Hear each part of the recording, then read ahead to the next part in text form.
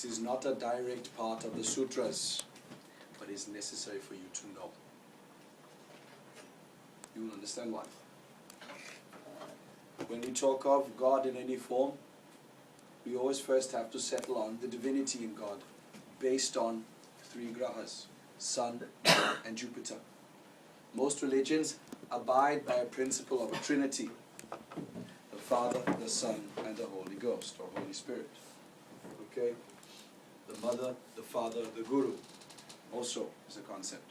It's Sun, Moon, Jupiter, which is the basis for all this. Trinity. There are 2 views that you can apply to the Trinity within Hinduism, but they all apply to Shiva, Vishnu, and Devi. They all apply to that. Not Brahma. In fact, Brahma, as I'll teach you in a later class, has a connection to Devi. Because who creates? Brahma creates.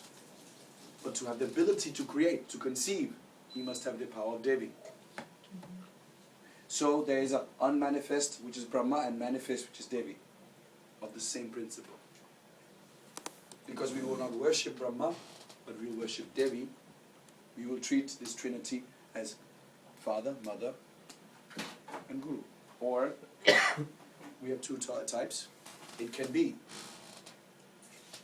that the Sun is Shiva, the Moon is Parvati, and Jupiter is Vishnu.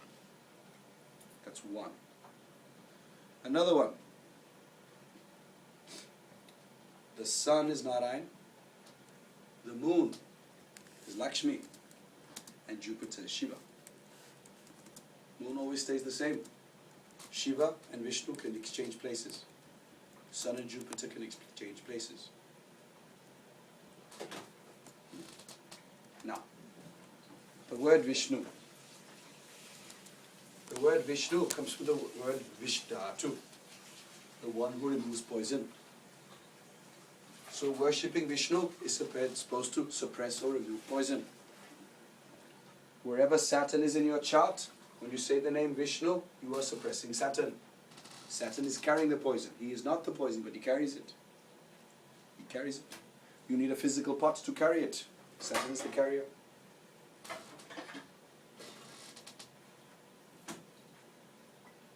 Poisons are also things like drugs, aphrodisiacs, and things like that. Saturn in your chart will carry those things. If a person is addicted to drugs, it's because of Saturn in the chart. When you say Vishnu, Vishnu, Vishnu, you remove that poison. If you met a person during Saturn Antardasha, when you say Vishnu, Vishnu, Vishnu, that person will feel the burden of Vishnu's name on their head. Because you're establishing purity in them. If you have a child born in Saturn Antardasha and you say Vishnu, Vishnu, Vishnu, the child could get into a bit of a ruckus because you're forcing poison to be removed from that child. Okay? So be careful with this name. Know what you're doing. But always say it. It's good to remove poison. Just saying Vishnu, Vishnu. Vishnu, Vishnu, Vishnu. Om Vishnave Namo. It's a good mantra. To understand about the definition of Hinduism, which is necessary because we are studying Desha. Remember Upadesha Sutras, Upadesha Vyakashama. We have to study Desha. And we're going to study Parashara. But not from Brihat Parashara Shastra. This is from Vishnu Purana, which he wrote also. So we're studying Vishnu Purana. Uttaram yamta samudrasya himadres chaiva dakshinam varshatat bharatam nama bharati yatra santate navayojana sahasro vistaro shyama mahamune karma bhumir iyam svarga amappavargancha gachatam. He is describing here Bharata. And he's describing the word Hindu. So, the English were not the one who came up with the word Hindu. Vishnu Purana is very, very old. It precedes the British by a lot.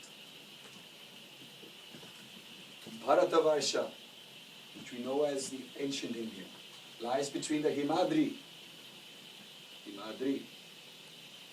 in the north, Uttara. It is in Uttara. It says that Uttaram Samudrasya Himadreschaiva. So that means the Himadri is in the north. And it lies between the sea, this Sagara or Samudra, which is in the south. We know this Sagara as Bindu Sagara. The name Bharata has been given to this land. And these are the children of Bharati. The people who are born in this land, the souls who incarnate in this land, are the children of Bharati. Another name for Bharati is Saraswati. This is why we call this place the cradle of religion. It is Saraswati's children who were born here. She is the mother of this land, which is called Bharata. And people born there, they will study her knowledge. The name Hindu is derived from the initial phoneme, that is Himadri, he. And who is the father, the sky father or mountain father. And ending in the Indian Ocean, which is the mother, called Bindu or Indu. Hindu comes from that word. Good parasha. Fantastic. Why are we studying Vishnu? Because we have to study his brother.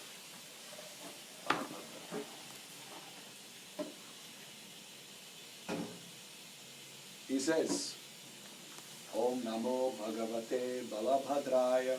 Recite after me. Om Namo Bhagavate Balabhadraya. Om Namo Bhagavate Balabhadraya. Om Namo Bhagavate Balabhadraya.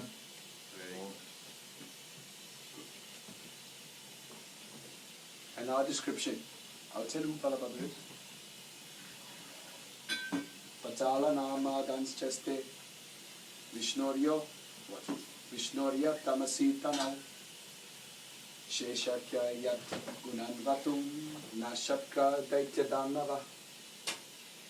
Translation. Below the 7 talas is that form of Vishnu, whose body is of Tamas Guna and is called Shesha.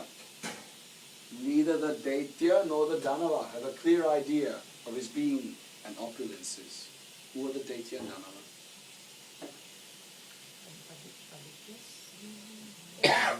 Daitya. No, those are the... Daitya. Some people like to club them under one word. Asura. Okay, Asura. Daitya comes from the word Diti. And their mother was Diti. Diti means that which is broken. What is broken? The lineage is broken. Aditya, unbroken. Ditya, broken. They have the same father, all these Daityas. Kashyapa Rishi. So, those who do not know their Gotra are normally said to be belonging to Kashyapa Gotra. Because they are those who are broken off from the lineage. But there are some who do belong to Kashyapa Gotra. And they remember their Gotra as Kashyapa Gotra. And they belong to the Aditya. They are not broken lineages. So who are these Asura? These are the same as everybody here. Everybody. Some remember, some don't. Daitya, Aditya. That's all right.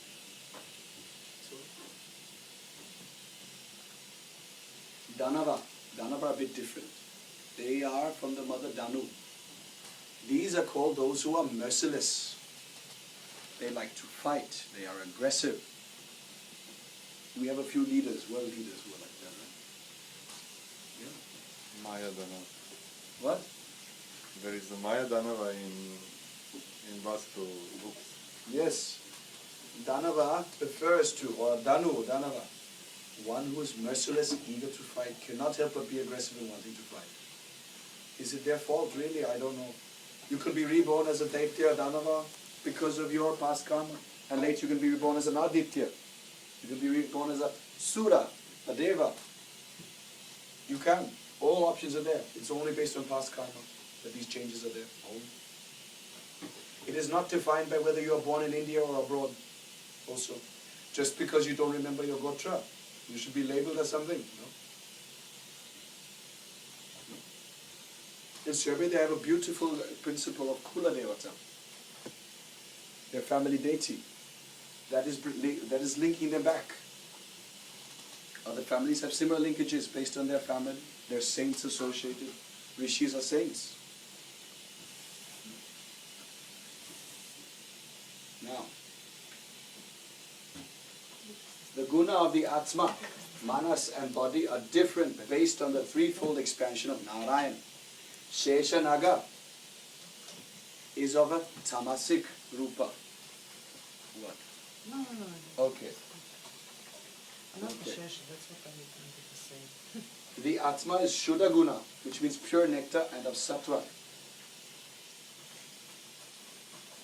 Rajas, the mana is like the expansion of Vasudeva with Sattva and Rajas, and an inherent tendency to enjoy the Rajas. That is the mind. The body is like the next expansion to the material physical world of the three guna, Sattva, Rajas and Tamas. Okay, so when he says that his body is of Tamas Guna, Sheshanaga is of Tamas Guna, it's referring to that it's a physically manifested aspect. It doesn't lack Rajas or Sattva. He is a Naga. You've heard the word Guru. What did the word Gu mean? Means ignorance. Gu. And Ru, showing light on ignorance. Guru. We say that light, that fire is suppressing the ignorance. That Gu or Ga is that ignorance or darkness. Okay? So he is a Naga. Na, saying no to darkness. So when people translate Naga as snake, it's not appropriate. Because Sarpa and Naga are two different things. Two very different things. Naga is saying no to darkness, no to ignorance. And it is only because of this Shesha Naga that there is light in these places called Patala, these nether regions, these talas. See, imagine you have the earth here, is flat. Above the earth is the sun. And there are 7 lokas above, or actually 6. Earth is considered one of the lokas. Yeah. 6. And they all are able to get sunlight. The talas are below the earth, they say, where there is no light. The light which is coming from there is artificial because there's no sunlight. And is illuminated only by the Naga, who having jewels on his hood, make sure there is light down there. But it's artificial light. Right? Like when we are turning on the light at night, that light bulb, Naga has a huge amount of light bulbs to illuminate those talas. Okay?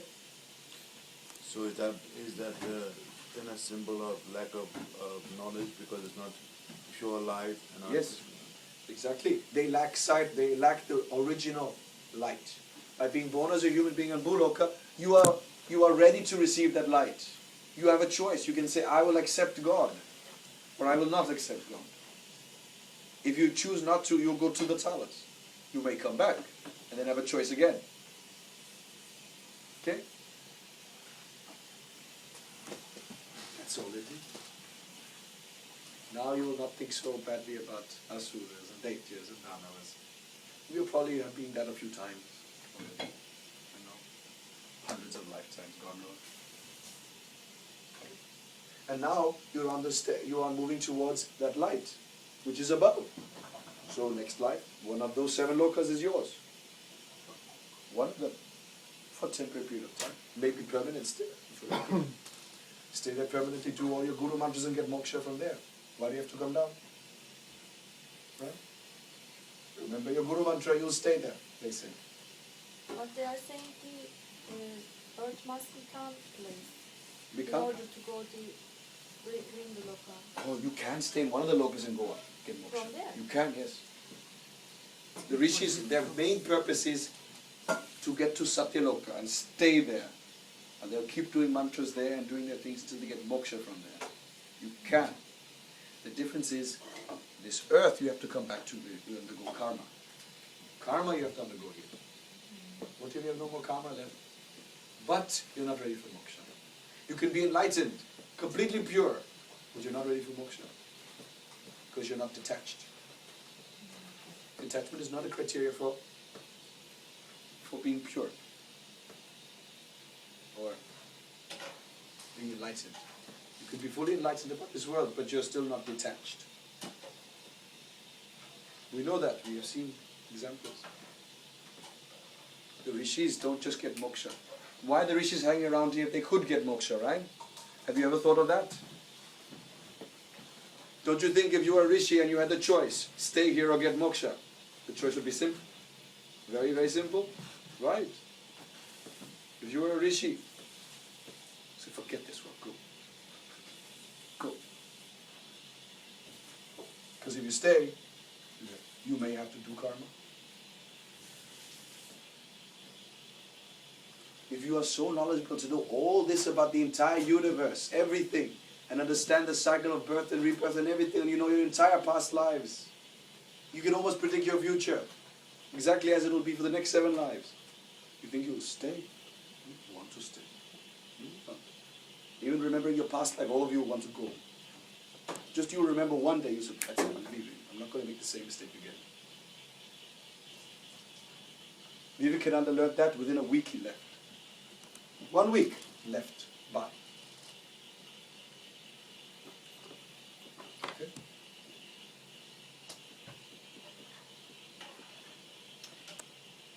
He is also called Ananta. Shesha Naga. The word Shesha is also called Ananta. So you understand him better as Ananta. Alright? You will refer to him as being the one whom Vishnu sleeps on. He is holding all the lokas up. All of them are held up by him. They fall apart if he is not there. So this is interesting. Imagine you have all 14 lokas and there's one Naga holding all of them up. He is so powerful that he can hold these lokas up. So powerful. Isn't he worshipable? If he has such strength. In Orissa, we call him Balabhadra. He's also known in more recent literature as Balram. He's the same. We see Nagas from Ketu. And they say that all creatures in this world are possessing a small tail. Small tail. Like we have a backbone. There's a part of the backbone, the part which is at the bottom, that is like a small tail. If you can say this, even there's like a spiritual tail hanging there. And the head is held by Balabhadra. So everybody's having a small tail. Your head is with Balabhadra. Until you get that head, you have not understood this world. You are not enlightened. So he is the one who grants it. He says, oh, now you're ready for your head. Here you go. Until then, you're just headless running around like Ketu. No head. Just only tail. When you get this head, moksha. That is why Nagas are seen from Ketu.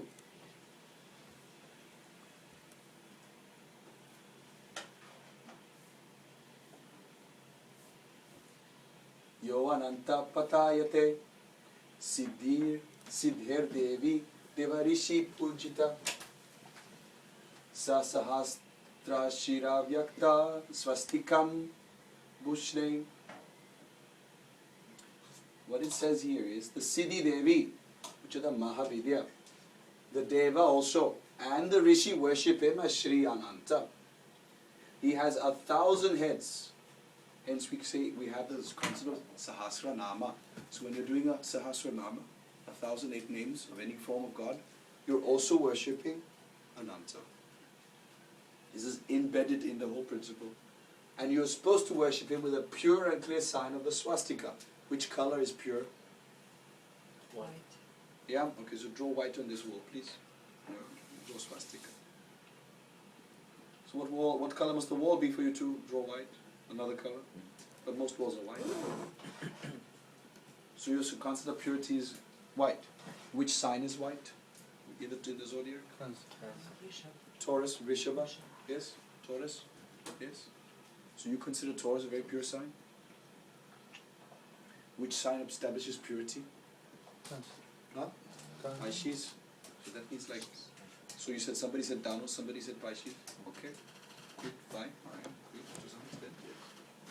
Which is that color which will purify all these signs and transform them into purity. Because that is where you are. Red. Which sign? Yeah. Scorpio. Scorpio's red. Yeah, red. Which color is Scorpio? Yellow. Grow. Yellow. So this pure clean swastika is of yellow color. You're supposed to take water, turmeric and sandal paste and mix together and draw a swastika on the wall and hope police doesn't see it. And then you're supposed to worship it. And by worshipping it, you're worshipping Ananta. You're worshipping Balabhadra. When a person gets Gayatri initiation, the swastika is drawn on the head. Most people associate the swastika with Lakshmi. In fact, in the swastika, Lakshmi is the dots between the swastika, the bindu. But these lines are Balabhadra or Sheshanaga or Ananta. So, his relevance is very important. One fellow, some 50 years ago, he put a swastika on his flag and he almost took the entire area of Europe. Decided to almost conquer the world with that. So it's a very powerful sign. It's a very powerful symbol. Okay? He should not have made it crooked. Then he would have won. He would have won. He should not have made it crooked.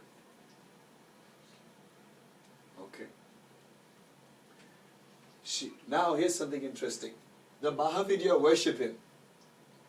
So when you're doing Mahavidya sadhana, you should think about this Naga. Okay? What does it also mean? If you worship the Naga, you will get the fruits of all your Mahavidya sadhana, Rishi sadhana, Deva sadhana, everything will come from this Naga. He will do it. Now you have a mantra to do it with. Om Namo Bhagavate Balabhadraya.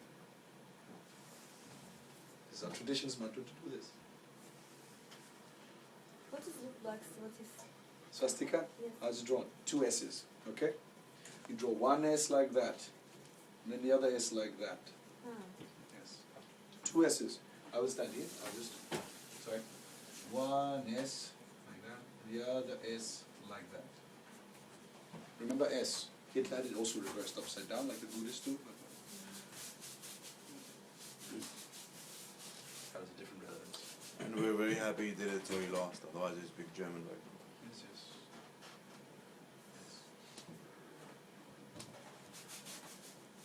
It sounds like Mahavidya would be Bhutar Vidya, isn't it? Yeah. Muti Vidya. must be drawn by yellow color. Yellow. Mixed haldi. Haldi. Like we did with the yasi under the first day, haldi sandal paste and all. It would be Muti Vidya. Muti Vidya. Muti. Is there some direction to put in our house? Eastern wall. Eastern.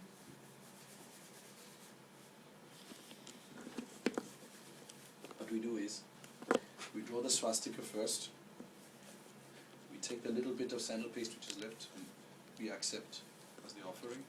Then we sit and do the meditation. Okay. If you have problems with people looking at what you draw on walls and things like that, then maybe you just draw the piece of paper and then after you're done you can hide it somewhere. No problem. Shri Ananta rules the vertical upward direction of moksha and sits in the bottom of every spine as the Kundalini Naga. When he raises his hood, then the Kundalini rises and the 1,000 heads are symbolic of the 1,000 petal lotus or Sahasra Chakra which lights up.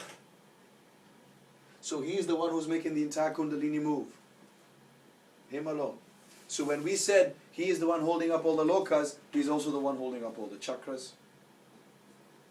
Same one. He holds up everything. Vishnu is sitting somewhere here on a Hatha Chakra and resting on him, sleeping like that on him. Okay?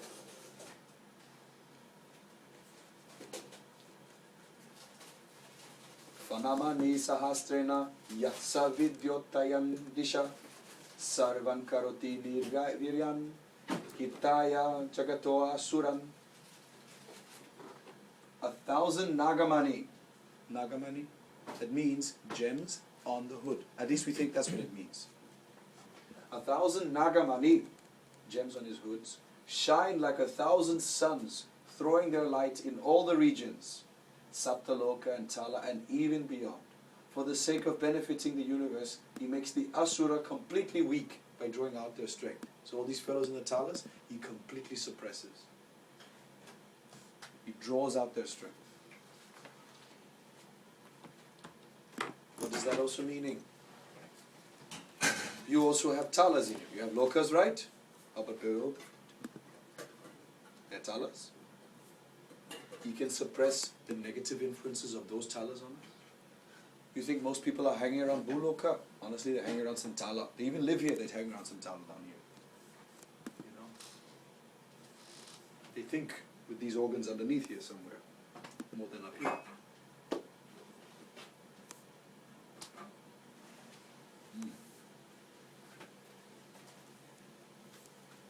Now we'll describe Balabhadra. Do you mind if I just read the translation? Okay. His eyes roll fiercely, and he wears a single earring, a crown, and a wreath over each eyebrow. Do you know what a wreath is? It's like it's something you wear here. In the old days, they do usually silver or gold. You could have put up here. Okay. He glows like white mountains engulfed by a flame. He wears reddish purple, we call it infrared also, symbolic, clothes and a white necklace. It's a pearl necklace. And looks like Mount Kailash with the heavenly Ganga flowing through it. Nice, eh? He holds a plow and a mace and is attended by Varuni, the spouse of Varuna and the goddess of wine, who is of the hue of his radiance. That means similar color, but not exact. At the end of the kalpa, a venomous flame spreads from his mouth, that is Rudra personified and akin to Sakarshan, that destroys the three manifested worlds. So as you can see, there are certain actions and events here which are symbolic of things that we personify, like Sankarshana, Rudra. Why is he drinking poison? Or what is he drinking here?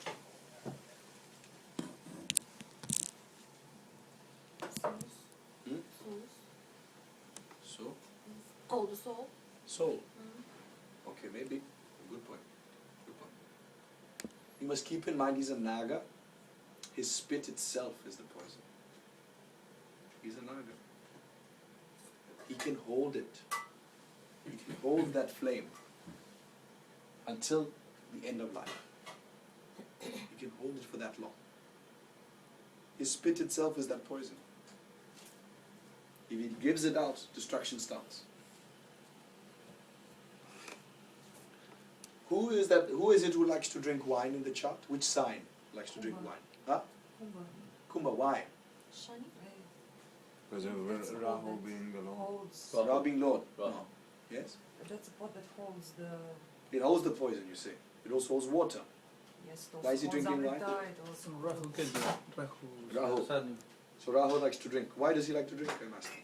No, Where do we Shani see is the Lord. food from? Second house. Yeah. So, he's drinking second house. So it's in Mina. He is in Kumbha because he drinks Meena.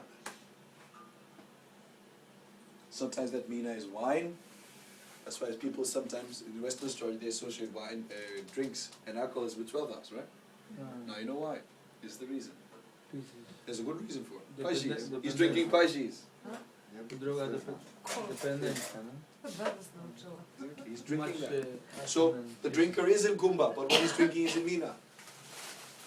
Think of this. You must see signs relation with each other. Yeah, Venus not eat. And Varuni is therefore attending him there. Varuna is sitting in Cancer. You remember that, right? Varuna is sitting in Karka. Remember we did Aditya's? Fourth Aditya Varuna. Cancer. Yes.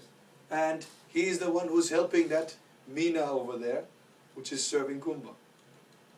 That's the entire focus. Everything is going around that sign, those three signs. Karka is where Varuna is, He's assisting and helping over there in Meena, and that Kumbha is drinking Meena. Obviously his wife must be Makara. Varuna in Karka, Varuni in Makara. And she's an attendant, that means third house. She's attending with Meena.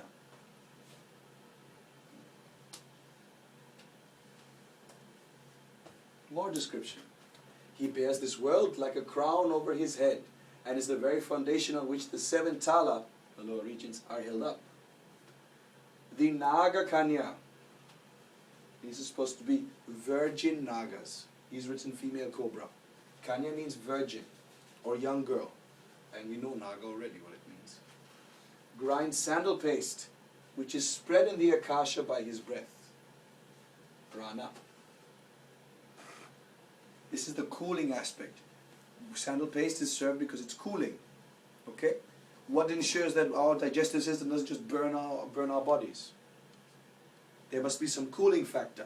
This sandal paste is cooling, and it's cooling through the breath, which is prana. So your prana is cooling your digestive system. Due to this act by the Nagakanya. The Purana Rishi, Garga, who had done the horoscope of Shri Krishna and had also selected a holy name that Krishna should be named after meditation, has learnt the essential principles and foundations of Jyotisha from Sheshanaga, also known as Ananta, which holds the knowledge of the good and evil indicated by the heavens through Nimitta, Shastra and the Graha. This is Jyotish, in other words. He had learnt the what? Jyotisha Tattvatam. It says right there. Essential principles of Jyotish is Jyotisha Tattva. He learnt the entire thing from worshipping Balabhadra or Ananta or Shesha. So, if this Rishi, who among all the Rishis, that he was the one who was selected to do the chart of Shri Krishna, was also the one who gave the name to Shri Krishna. If he worshipped Ananta and got all this knowledge of Jyotish, I think we can also do the same.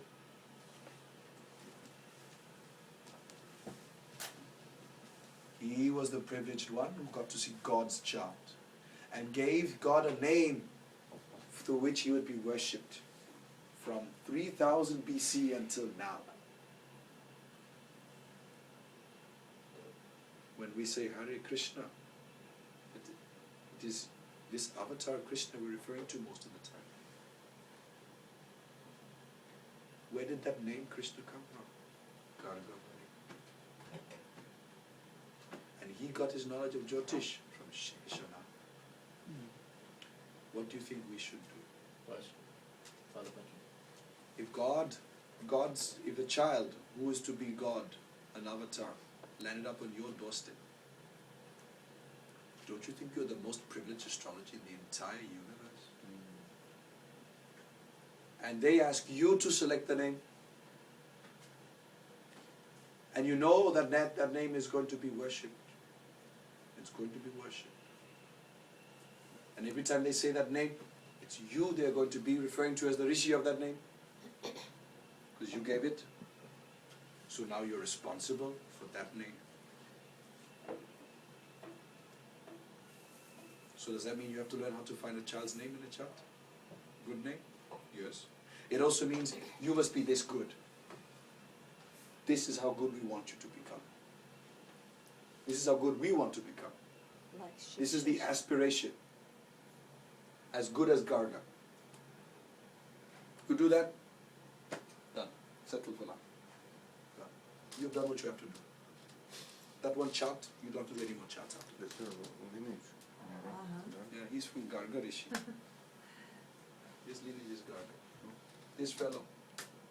We are not sure if it was the first Garga or a Garga descendant. In fact, the word Garga is used, which is referring to not Garga, but maybe Garga's wife. So it's a lady. So Rishis are ladies also, right? Yes. Don't be blinded. This may not be a man that's referring to you. Okay? Maybe a lady. Doesn't matter.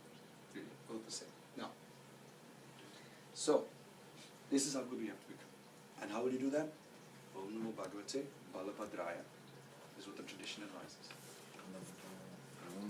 Jyotish.